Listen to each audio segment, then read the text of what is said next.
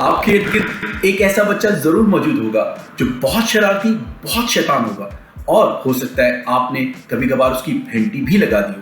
बच्चों को मारना इंतहाई मनफी फेल है। जब आप बच्चों को मारते हैं तो ये इस बात की गवाही देता है कि आपने छोटे बच्चे से हार मान ली और आपने उस बच्चे को ये मैसेज दिया कि मैं पॉजिटिव वे में तुम्हारी तरबियत नहीं कर सकता, इसलिए मैं हार मानता हूं। और आप वो आखिरी हथियार जो कि मारना होता है इस्तेमाल करते हैं। याद रखिएगा, इस आखिरी हथियार से भी बात ना बनी तो आपके बच्चे बिगड़ना शुरू हो जाते हैं। अपने बच्चों को मत बिगाड़िए, कभी उन पे हाथ मत उठाइए।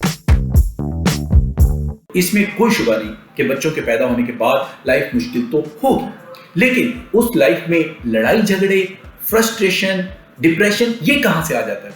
ये सरासर आपकी मिसमैनेजमेंट और प्लानिंग ना होने की वजह से होता है। आप कहेंगे कि भाई प्लानिंग और मिसमैनेजमेंट वो कैसे? तो मेरे इस कंसेप्ट को जरा ध्यान से और समझ के सुनिएगा। बेटा अगर सोना है तो बेटी हीरा।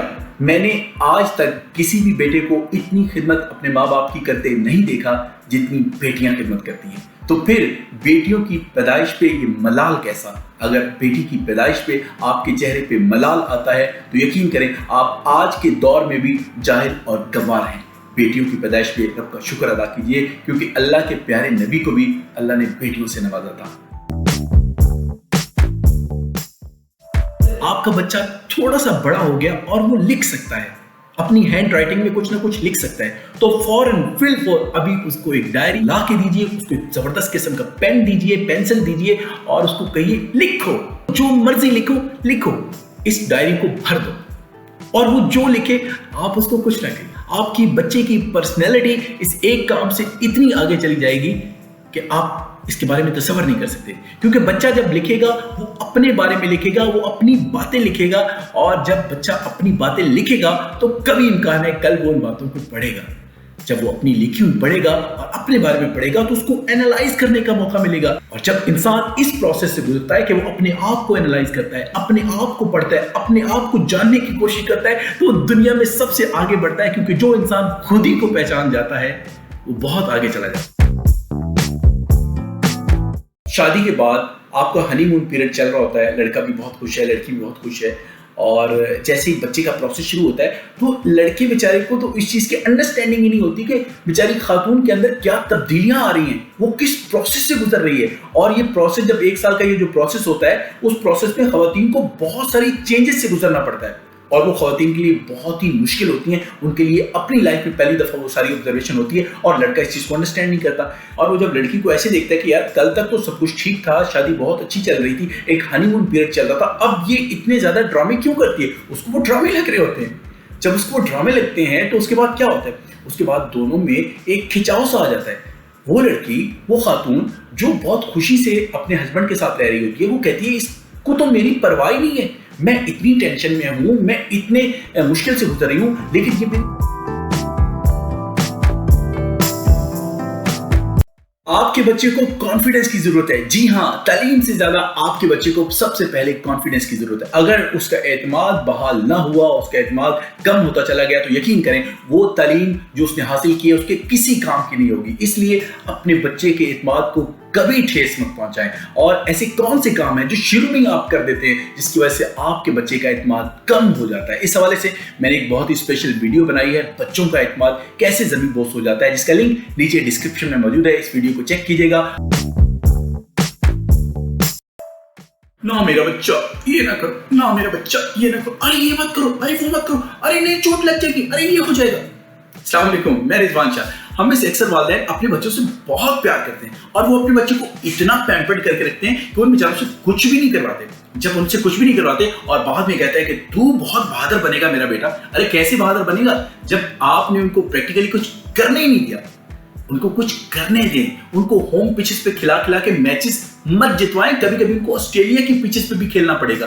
फिर क्या करेंगे? वहां पे जाके वो बहुत बुरी तरह फ्लॉप होंगे और अपने ऊपर गुस्सा निकालेंगे। वो गुस्सा निकले इससे पहले आप उनकी तरबियत ठीक कर लें। उनको गलतियां करने दें, बस आप उन पे चेक एंड बैलेंस रखें। यकीन करें वो हर मैदान में कामयाब होंगे। गारंटीड सॉल्यूशन है। हजरात को वैसे ये समझना चाहिए कि औरत बेचारी किस कदर मुश्किल टाइम पीरियड से गुजरती है जब वो बच्ची को पैदा करती है। आप सल्लल्लाहु अलैहि वसल्लम की एक हदीस का मफहूम भी है कि मर्द तो माँ का हक अदा ही नहीं कर सकता, चाहे वो जितनी मर्जी खिदमत कर ले। कुछ पेरेंट्स बच्चों की पढ़ाई के हवाले से बहुत ज्यादा कंसर्न रखते हैं और वो चाहते हैं कि उनका बच्चा क्लास में हमेशा टॉप करे या टॉप ऑफ द 3 पोजीशंस पे रहे। बहुत अच्छी बात है, लेकिन अगर आपका बच्चा पहली 10 पोजीशंस के अंदर आ रहा है और उसकी पोजीशन जो है पहली से दूसरी हो जाती है, दूसरी से पहली हो जाती है, तो यहाँ पे आपको बच्चे को कुछ एक्स्ट्रा पढ़ाने की जरूरत नहीं है। यहाँ पे आपको बच्चे को एनालाइज करने की जरूरत है, जिससे आपको पता चलेगा कि आपका बच्चा कहाँ पे थोड़े बहुत फर्क के साथ अपनी पोजीशन लूज कर रहा है। बाज़ का पेरेंट्स बहुत एक्स्ट्रा पुश करते हैं, बच्चे को बहुत प्रेशराइज करते हैं, वो मत करें। बच्चे को सिर्फ एनालाइज करें। जैसे किसी साउंड की अगर बात की जाए, कहीं पे साउंड सिस्टम लगा हुआ है लेकिन साउंड का थोड़ा बहुत प्रॉब्लम है, आपको थोड़ा सा उसकी बीप ऊपर नीचे करनी है तो आपका बच्चा आपको रिजल्ट देगा। दोस्तों, आप लोग जब अपनी शादी करते हैं, लड़की लड़के वाले, तो आपस में एक दूसरे में क्या चीजें आप लोग ऑब्जर्व करते हैं जब फैमिलीज मिलती हैं? नॉर्मली 4-5 चीजें होती हैं कि फैमिली अच्छी होनी चाहिए, फाइनेंशियली स्ट्रांग होने चाहिए, पढ़े लिखे होने चाहिए, कैरेक्टर अच्छा होना चाहिए और लड़की खूबसूरत होनी चाहिए। इसके अलावा आप लोग क्या ऑब्जर्व करते हैं एक दूसरे के अंदर? इसके अलावा आप किसी भी चीज को प्रायोरिटी पे नहीं रखते। ये मामला बहुत इंपॉर्टेंट है सिर्फ शादी करने के लिए, लेकिन शादी के बाद शादी को चलाने के लिए जो मामला इंपॉर्टेंट है वो टोटली और हैं, जिनके ऊपर आपका फोकस ही नहीं जाता। और जब आपका फोकस नहीं जाता तो मुझे बताएं कि अगर एक गाड़ी को एक तरफ छोटी गाड़ी का टायर लगा दिया जाए, दूसरी तरफ उसको बड़ी बस का टायर लगा दिया जाए, तो क्या वो गाड़ी चलेगी? वो गाड़ी नहीं चलेगी, बल्कि वो बहुत बुरी तरह पिटेगी। दुनिया में सबसे कीमती क्या चीज है? पैसा? जी नहीं, दुनिया में सबसे कीमती पैसा नहीं, वक्त है। क्योंकि पैसे वाले वक्त के आगे हाथ खड़े कर देते हैं। लेकिन क्या आपको पता है वक्त से भी ज्यादा क्या कीमती चीज है? नहीं पता ना? वक्त से ज्यादा कीमती है एहसास। क्योंकि अगर एहसास नहीं होगा तो वक्त और पैसा दोनों बर्बाद हो जाएंगे।